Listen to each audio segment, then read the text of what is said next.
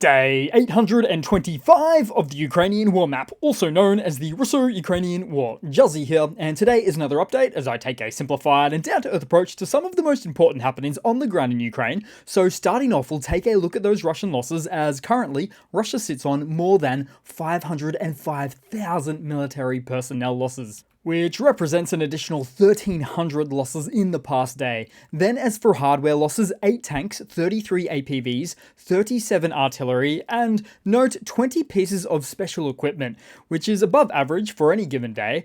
And so examples of this might include from the smallest items, such as the small anti-drone jammers found on top of the tanks or the turtle tanks, all the way up to the larger radar systems. And also, for instance, satellite communication systems or other various communications equipment installed on top of buildings, of which the AFU takes a lot of these out in any given week. Then we'll head across to the map and we'll start out in Russia's Belgorod region, as a Russian turtle tank that was being transported to the front lines was involved in an accident. Now, the turtle tank monstrosity itself appeared unharmed, but with mixed reports on the reasons for such a road accident, whether it be due to drone sabotage or vodka drinking Ivan. And then speaking of Belgorod, there is also a frequent amount of accidents generally occurring throughout Belgorod these days, or as I might like to call it, an inordinate amount of ordnance, where, for example, there's almost countless ongoing weekly instances of failed munition drops from Russian aviation above landing on the Russian Oblast. Or for instance, from Russian Pantsir air defense missile booster components simply dropping nonchalantly through the roofs of cars in built-up areas. The area just finds itself to be on fire, and many a time due to the Russian military as an ironic twist. Then we head across to the Ukrainian map today, as air defenses shot down 13 out of the 14 Shahed drone types as a result of morning raids. Which leads me to mention that a Russian plant in Alabuga, all the way over in Tatarstan, is doubling down as it plans to produce 6,000 Shahed attack drones annually, with their own Russian sources claiming that they're already 75% of the way to that 6,000 mark. So Russia is really and truly doubling down on the production of these mopeds with wings, and continue to do so in Tatarstan, which you may remember is already no stranger to Ukrainian drone strikes in the area, which stands at a distance of 1,100 kilometers or about 700 miles from Ukraine, which is well within current existing Ukrainian drone fleet range capabilities. Now, Russia could choose to push their weapons manufacturing locations much further east, but this is Russia, so if you travel far enough east, it's a cold and desolate wasteland, which then of course lacks the infrastructure, the factories, the logistics, and yes, even the indoor plumbing. All of which makes it start to become quite untenable to produce equipment outside of Ukrainian drone range. And I haven't even mentioned labor shortages yet, with reports circulating now about Ugandan women working in these factories, which is presumably due to their husbands taking up a contract to fight in Russia's war in Ukraine. But more on that story at a later time. Then on the map we swing back into Ukraine, as tensions have been escalating along the entire northeast of the country, as Russian troop activity has surged in the Kupiansk direction all the way down to the Lerman direction in recent times.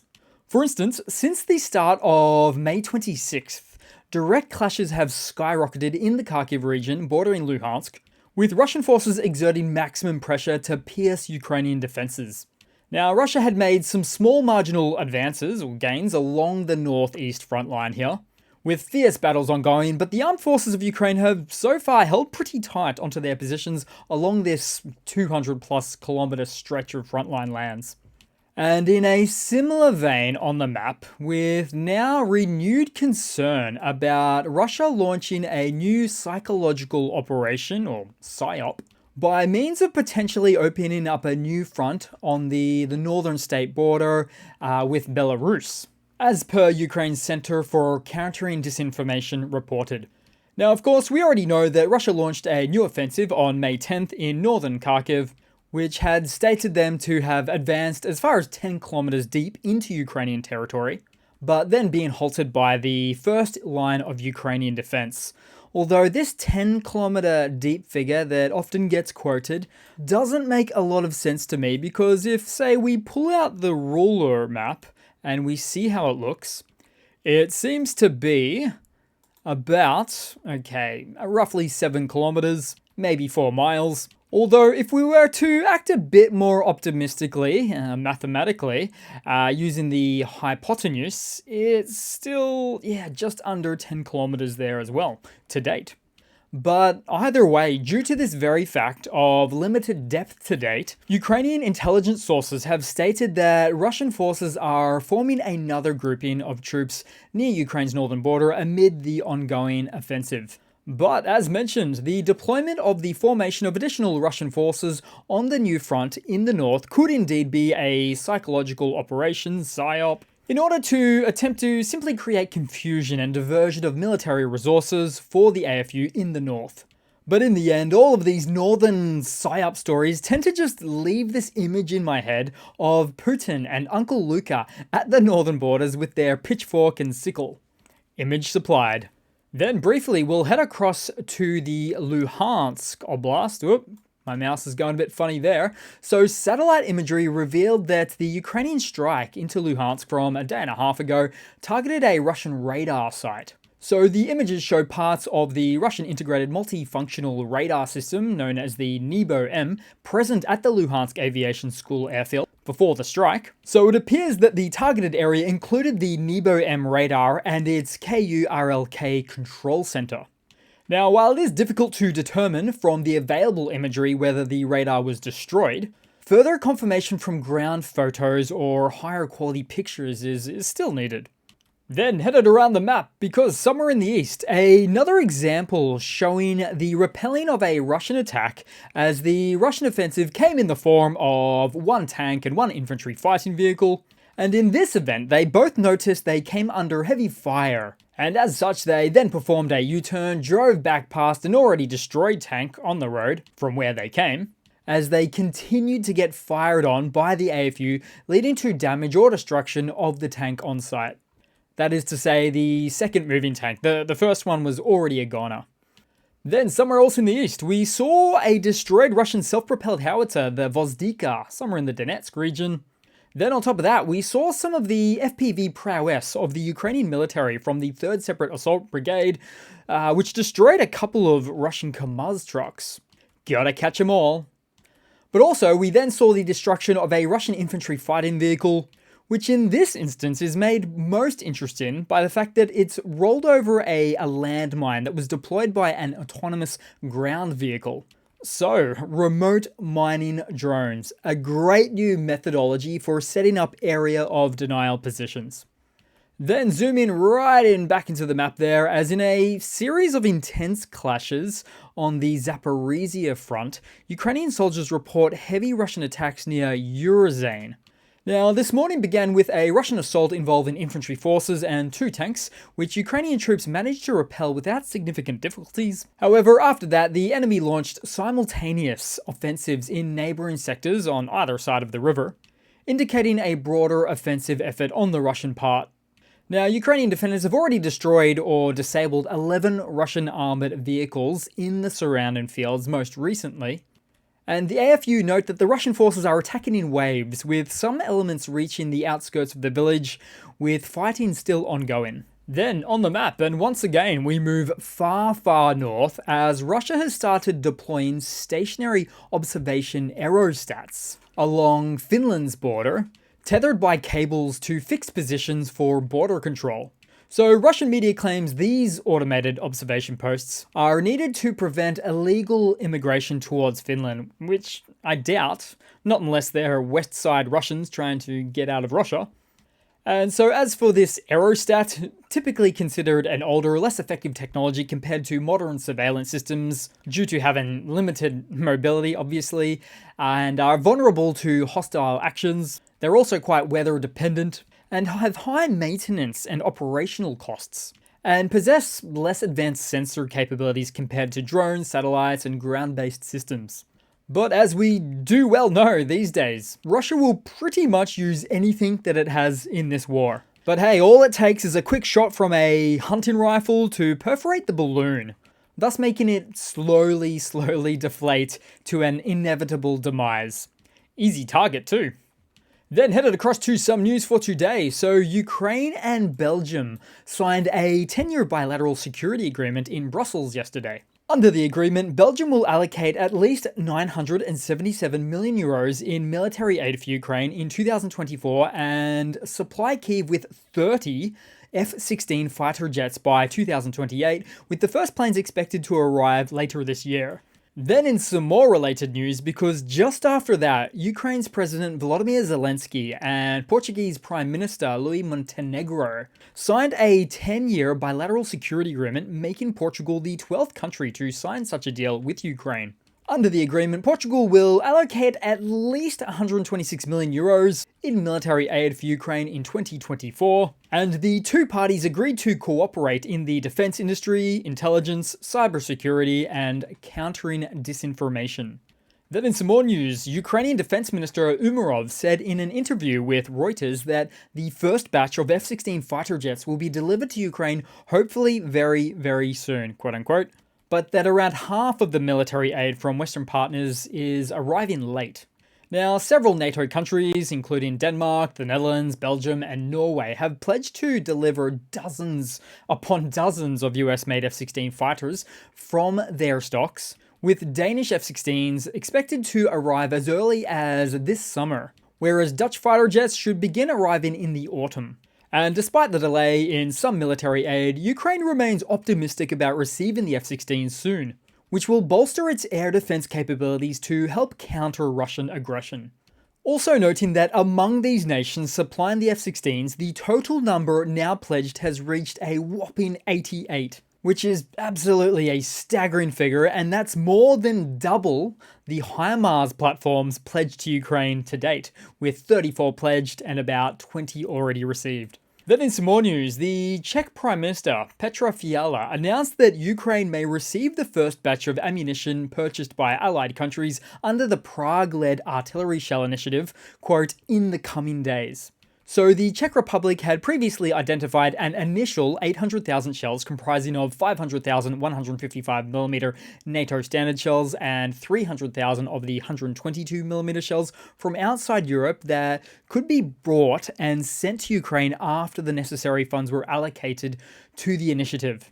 And with those partnership agreements now seemingly complete, it was stated that, quote, tens of thousands of artillery shells procured by the Czech Republic will arrive in Ukraine during June, very early June. So reportedly, they're just talking mere days away. Now, we do know that the AFU's shell hunger is slightly less these days, but it would appear that would have been as a result of the shells coming in dribs and drabs from more NATO-oriented supplies than that of this Czech-led initiative. And it has been slow coming, I'll tell you that. But with these ones now coming through quite soon, we'll certainly know about it soon with discernible changes on the map.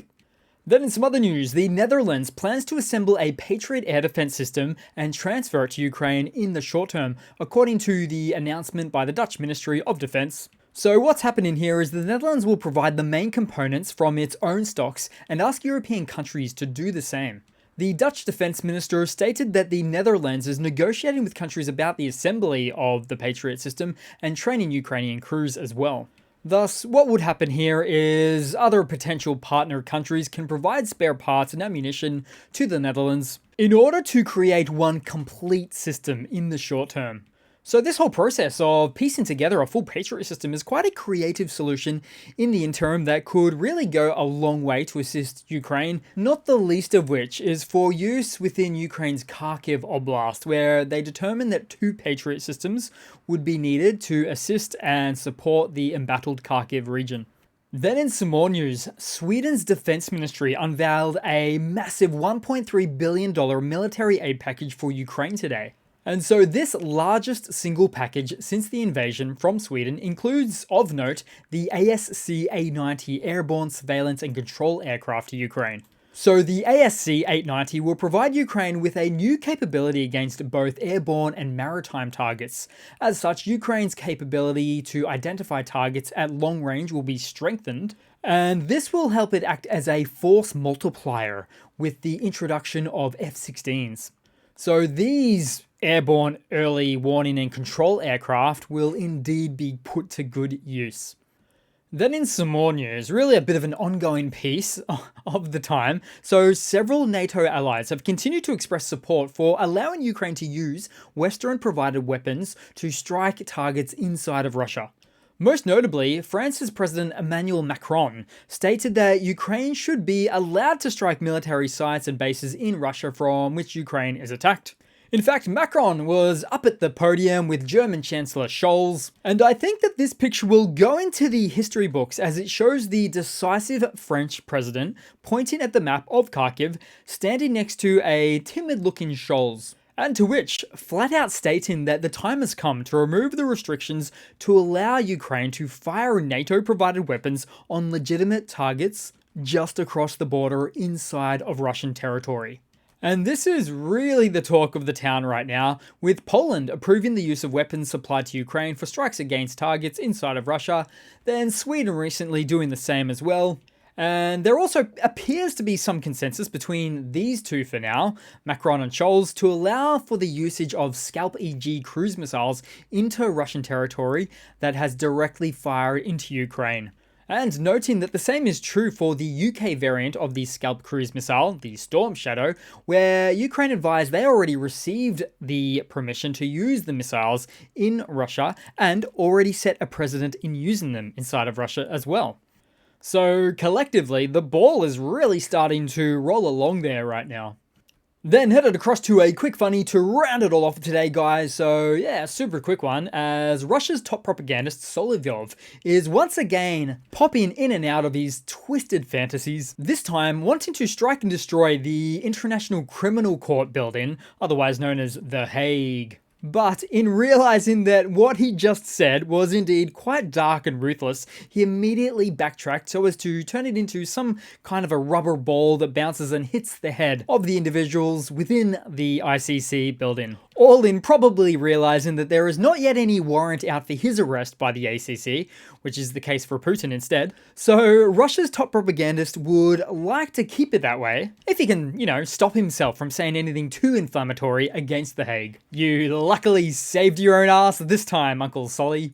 So that's it for today, guys. Thanks again for watching. Please continue to like and subscribe if not already. I checked a stat on the back end, and it mentioned that 45% of you watch the channel that are subscribed, whereas 55% watch that aren't subscribed. So if you're a part of that 55%, it really helps to boost out the channel to subscribe, so I really do appreciate it, and everyone else that watches the channel too. So thanks again for watching, guys, and I do hope to see all of you guys there in the next one. Cheers.